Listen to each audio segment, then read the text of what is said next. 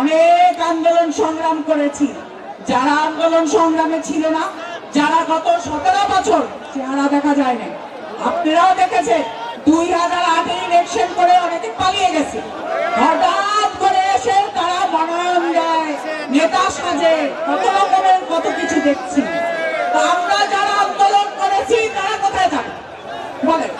তাইলে আমরা ঘরে যেয়ে বসি, আপনারা মন্ত্রণালয় ভাগ করে। কর্মী বিএনপির যারা ছিলেন তারা সেই মুক্ত পথে মুক্ত বাতাসে কথা বলতে আমরা পারছি। অবস্থান থেকে আমরা স্বাধীনভাবে রাজনীতি করব।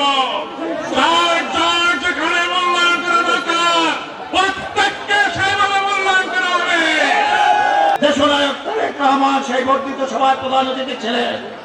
সেখানে দেশনায়ক তারেক রহমান স্পষ্ট ভাষায় বলেছেন, আপনাদের ঐক্যবদ্ধ থাকতে হবে, সুদৃঢ়ভাবে ঐক্যবদ্ধ থাকতে হবে।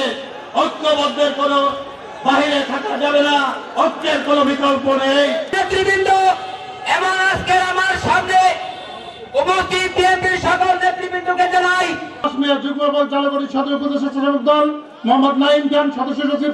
আসসালামু আলাইকুম।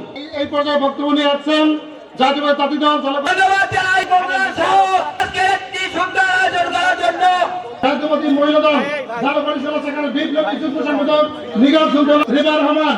আমাদের মাঝে উপস্থিত আছেন জালাকুড়ি শহর মহিলা দলের বিপ্লবী যুগ্ম সম্পাদক আকিব বেগম, জালাকুড়ি জনাব ইমরান গোল্ডার।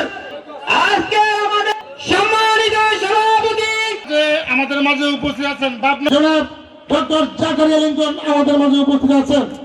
এখন বক্তব্য নিয়ে আমরা এই 17 বছরে কি দেখেছি অনুষ্ঠানের বিশেষ অতিথি ডক্টর জাকারিয়া লিঙ্কনকে ফুল দিয়ে বরণ করার অনুরোধ করছি। তদন্ত পূর্ব